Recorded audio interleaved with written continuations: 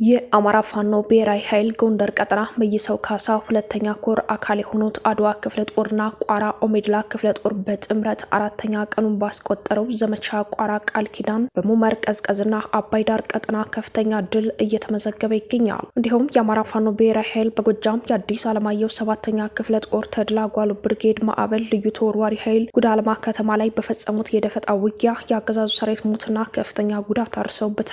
ከግንባር መረጃዎችን ይዘናቸው የአማራ ፋኖ ብሔራዊ ኃይል በጎጃም የራስ ቢትወደድ መንገሻ ቲከም አምስተኛ ክፍለ ጦር የወንበርማ ብርጌድ ወቅታዊ መግለጫም ሰጥቷል። ተሰሙታላችሁ። ጤና ይስጥልን ክቡራን የቻናላችን ቤተሰቦች በያላችሁበት የዓለም ዳርቻ ሰላምታችን ድረስ ያለን አሁን ለሰዓቱ መደመጥ ያለባቸውን አጫጭርና ወቅታዊ መረጃዎችን ይዘንላችሁ ቀርበናል። እስከ ዝግጅታችን ፍጻሜ ድረስ አብራችሁን ሁኑ። የአማራ ፋኖ ብሔራዊ ኃይል ጎንደር ቀጠና መይሰው ካሳ ሁለተኛ ኮር አካል የሆኑት አድዋ ክፍለ ጦርና ቋራ ኦሜድላ ክፍለ ጦር በጥምረት አራተኛ ቀኑን ባስቆጠረው ዘመቻ ቋራ ቃል ኪዳን በሙመር ቀዝቀዝና አባይ ዳር ቀጠና ከፍተኛ ድል እየተመዘገበ ይገኛል። ባለፉት 3 ቀናት ውስጥ በተደረገው መደበኛው አውደ ውጊያ አገዛዙ ለመገመት በሚያስቸግር ሁኔታ ከፍተኛ ጉዳትን አርሰውበታል። ቀጠናውን ለመቆጣጠርም ሆነ የአርሶ አደሩን የእርሻ ወቅት ለማደናቀፍ አስበው ቢንቀሳቀስም በነበልባሎቹ ፋኖች አጉል ቅዠት ሆኖበታል። አባይ ዳርና ቀዘቀዝ ለመቆጣጠር እንቅስቃሴ ቢያደርግም በክንደ ብርቶች የመይሰው ካሳ ኮር አድዋ ክፍለ ጦር ሁለተኛ ብርጌድ ሻለቃ አንድ በአርበኛ ማንዴላ እያዩና በአርበኛ ዮሐንስ ባለድል መሪነት ከቀጠና ሞትና ጉዳት ሆኖ ፈርጥጦ ቢወጣም ወደ መጣበት በሙር ከተማ በመከተልና ከቋራ ኦሜድላ ጋር በመጣመር ያገዛዙን ሰራዊት ክፉኛ ሲያበራዩት ውለዋል። በትናንትናው ዕለት ከሙር ከተማ በቅርብ ርቀት በተደረገ አውደ ውጊያ የሰነበተ በድልና ጉዳት የደረሰበትን ለማንሳት የገባው ኃይል ስለታፈነበት ተጨማሪ ኃይል ጨምሮና ድሮን ተጠቅሞ የበለጠ ከፍተኛ ሙትና ጉዳት ሆኖ እንዲሁም ከፍተኛ አመራሮችን አጥቶ በሽንፈት ወደ መጣበት ተመልሷል። አሁን ላይ የደለጎ ሆስፒታል በቁስለኞች ተጥለቅልቋል። ይህንን ድል ያስመዘገበው የአማራ ፋኖ ብሔራዊ ኃይል ጎንደር ቀጠና መይሰው ካሳ ሁለተኛ ኮርና አድዋ ክፍለ ጦርና ቋራ ኦሜድላ ክፍለ ጦር በጥምረት ያገዛዙን ኃይል እያሳደዱ መግቢያ መውጫ እያሳጡት ይገኛል። በዚያው አውደ ውጊያ አንድ ዙ 23 ተመቶ ከጥቅም ውጭ ሆኗል። በዚህ የተበሳጨው ያገዛዙ የማፊያ ሰራዊት ንጹሃንን ከቤት እየወጣና እርሻ ቦታ እየያዘ ረሽኗል። እንዲሁም ሰኔ 4 ቀን ከቀኑ 6 ሰዓት ተኩል ላይ አገዛዙ 2 ጊዜ አባይ ዳር ላይ የድሮን ጥቃት የፈጸመ ሲሆን በድሮን ጥቃቱም አንድ ንጹሃን በጥቃቱ ሲገደል 4 ንጹሃኖች ጉዳት ደርሶባቸዋል። አገዛዙ የፋኖችን በትር መቋቋም ሲያቅተው ንጹሃንን ኢላማ ያደረገ ጥቃት እየፈጸመ መሆኑን ማረጋገጥ ችለናል ሲል የአማራ ፋኖ ብሔራዊ ኃይል ጎንደር ቀጠና የመይሰው ካሳ ሁለተኛ ኮር የህዝብ ግንኙነት ፋኖ መምህር አስተውል አምሳሉ ተናግረዋል። እንዲሁም የአማራ ፋኖ ብሔራዊ ኃይል በጎጃም የአዲስ አለማየሁ ሰባተኛ ክፍለ ጦር ተድላ ጓሉ ብርጌድ ማዕበል ልዩ ተወርዋሪ ኃይል ጉዳልማ ከተማ ላይ በፈጸሙት የደፈጣ ውጊያ ያገዛዙን ሰራዊት ሙትና ጉዳት አድርሰውበታል።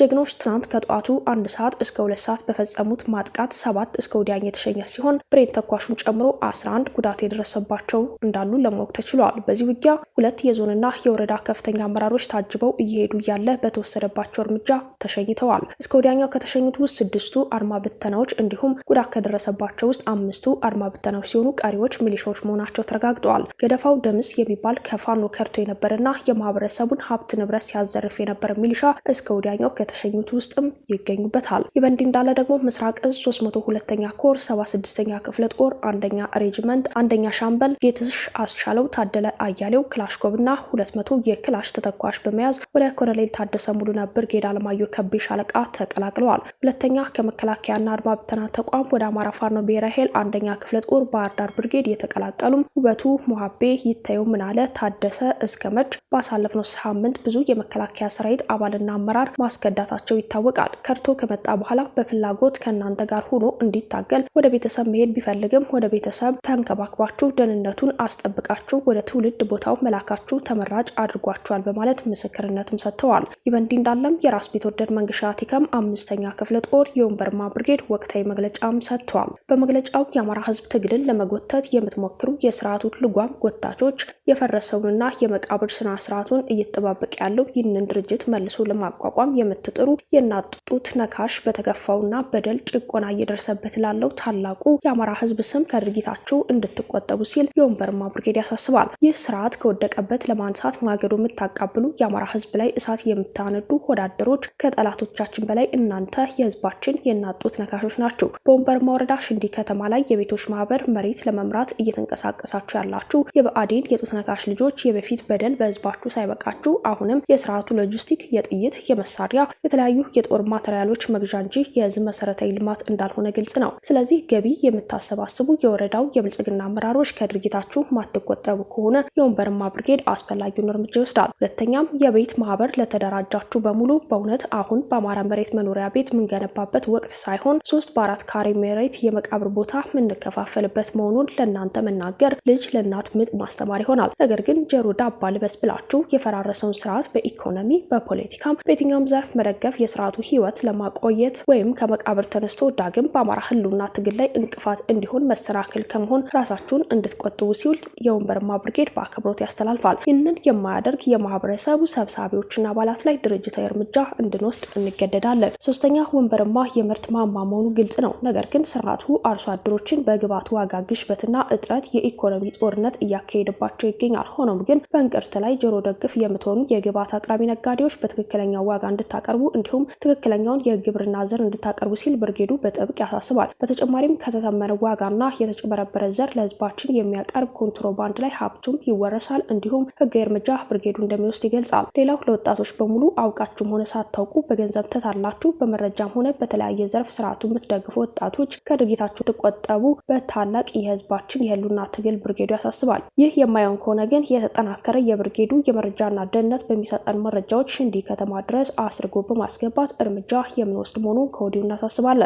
ለሚሊሻ አርማ በታኝ ፖሊስ እንዲሁም ለሰራዊቱ በሙሉ የአማራ ህዝብ ልክ እንደ ማንኛውም ብሔር የራሱ የሆነ ባህል፣ እሴት፣ ሩሩህ፣ ሌላውን አክባሪና አብሮ ተመሳስሎ ኗሪ ሲሆን ነገር ግን ይህንን ማንነቱን ማዋረድ አንገት ማስደፋት የስርዓቱ ዋና ዓላማ ሲሆን ሽንዲ ከተማ የመሸገው ኃይል ጨለማውን ግርዶሽ በማድረግ የዙሪያ ቀበሌዎችን ማለትም ሰባዳር፣ ቡራፈር፣ አርባገል፣ ዴንድ ቦለደን፣ ማርቁማ፣ ወቦለገስማ፣ ሻንባል ቀበሌዎች ላይ ጭንብል በመልበስ የእናቶችን ጌጣጌጦች፣ የጆሮ ጌጥ፣ የእጅ ቀለበት፣ አልባሳት፣ የቤት ዕቃ፣ ገንዘብና ከብቶችን ዘረፋና ድብደባዎች እያደረሱ ይገኛል። ይህንን ስንል በተገኙ ተጨባጭ ማስረጃዎች ሲሆን ግንቦት 27 በተደረገው ኦፕሬሽን ነበልባሎቹ የወንበርማ ብርጌድ አባላት ወገዳድ ሰርገው ገብተው በማረኩት ጳውሎስ አዳነ የተባለ የመከላከያ አባል ልብስ ኪስ ውስጥ የእናቶች ጠገራ ብር ተገኝቷል።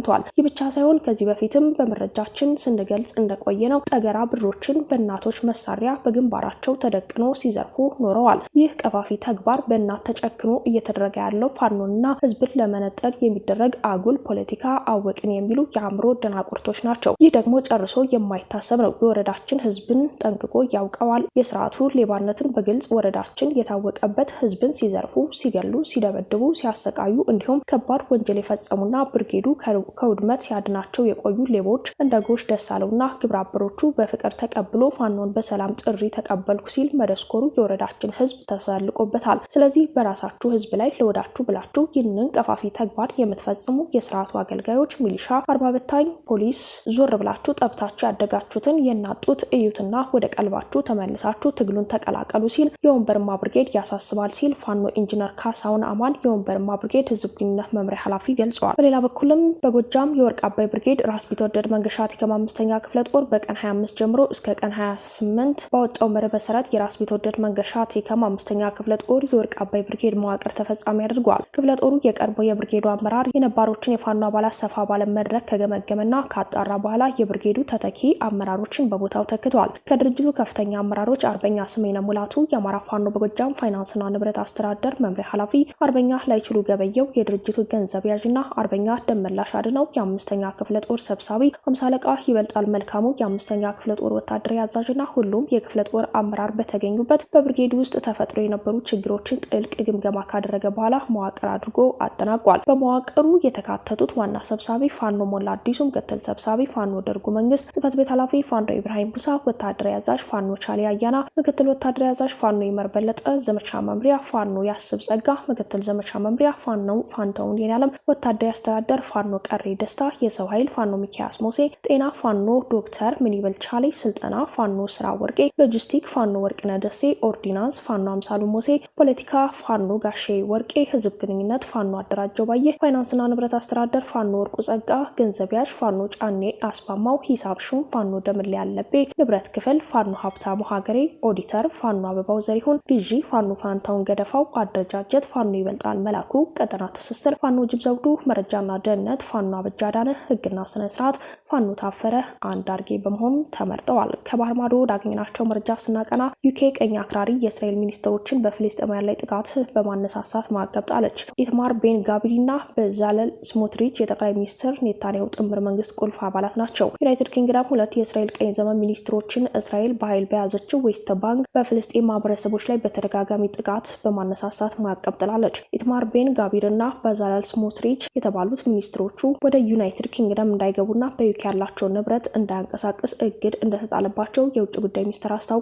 ማክሰኞ ዕለት ይፋ የሆነው እርምጃው ከአውስትራሊያ፣ ኖርዌይ፣ ካናዳና ኒውዚላንድ ጋር በጋራ የተወሰደ እንቅስቃሴ አካል ነው። ለእርምጃ ምላሽ የሰጠችው እስራኤል የተመረጡ ተወካዮችና የመንግስት አባላት ለእንደዚህ አይነት እርምጃ መዳረጋቸው አሳዛኝ ነው ብላለች። የዩናይትድ ኪንግደም የውጭ ጉዳይ ሚኒስትር ዴቪድ ላሚ፣ የእስራኤል የፋይናንስ ሚኒስትር ስሞትሪችና የደህንነት ሚኒስትር ቤን ጋቢ በፊልስጤም ሰብአዊ መብቶች ላይ ከባድ ጥቃትና የአክራሪ ግጭቶችን አስነስተዋልም ብለዋል። የአሜሪካ የውጭ ጉዳይ ሚኒስትር ማርኮ ሩቢዮ እርምጃውን የተቃወሙ ሲሆን እንደዚህ አይነት ማዕቀቦች አሜሪካ መሪ የሆነውን የተኩስ ማቆም ጥረት አይደግፉም፣ ታጋቾች ወደ ቤታቸው አይመልስም፣ ጦርነቱንም አያስቆምም በማለት በኤክስ ገጻቸው አስታውቀዋል። ሀገራቱ ማዕቀቡን እንዲያነሱ የጠየቁት ሩቢዮ አሜሪካ ከእስራኤል ጋር በአጋርነት እንደምትቆም ገልጸዋል። በእስራኤል የአሜሪካ አምባሳደር ማይክ ሃክቢ የሩቢዮ ውግዘት የተጋሩ ሲሆን ከቢቢሲ ጋር በነበራቸው ቃለ ምልልስ እርምጃውን አስደንጋጭ ውሳኔ ብለውታል።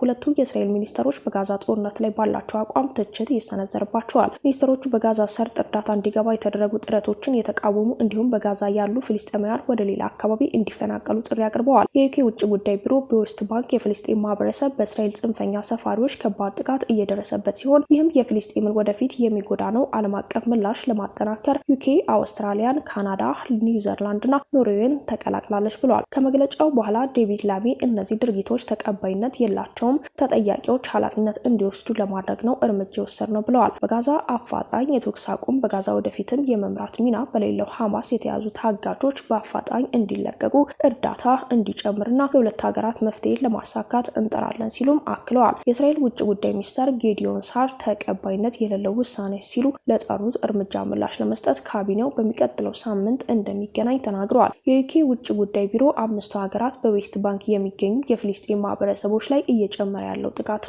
በእስራኤል ሰፋሪዎች የሚፈጸመው ማስፈራሪያ እንዲቆም ግልጽ ናቸው ብሏል። ቢሮ በመግለጫው በሚኒስትሮች ላይ የተጣለው ማዕቀብ እስራኤል ዓለም አቀፍ የሰብአዊነት ሕግን ማክበር ባለባት ጋዛ እየተፈጸሙ ካሉ ሁነቶች የተለየ ተደርጎ መታየት የለበትም ሲል አክሏል። ሚኒስትሮቹ በእስራኤል ጥምር መንግስት እጅግ አክራሪ የተባሉ ፓርቲዎች የሚመሩ ናቸው። የተወደዳችሁ አድማጭ ተመልካቾቻችን ለዛሬ ያዘጋጀንላችሁ መረጃዎች